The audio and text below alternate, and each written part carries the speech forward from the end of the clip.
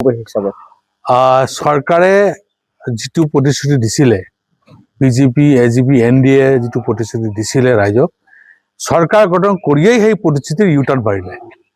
মূল্যবৃদ্ধি ইমানেই বৃদ্ধি পাই আছে দিনক দিনে বৃদ্ধি পাই আছে সকলো বস্তুৰ দাম দৰ বৃদ্ধি হৈ আছে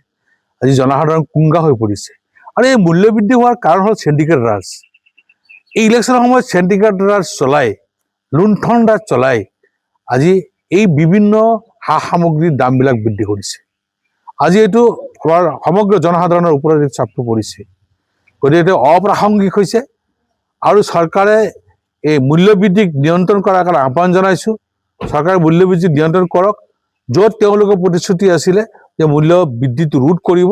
আৰু অধিক এতিয়া ৰোধ কৰাৰ বিপৰীতে অধিক মূল্যবৃদ্ধি হৈছে গতিকে এইটো জনসাধাৰণৰ হিতৰ বিপৰীত হৈছে জনসাধাৰণৰ স্বাৰ্থত কাম কৰক ৰাজহুৱা স্বাৰ্থত কাম কৰক আৰু সৰ্বধৰ্ম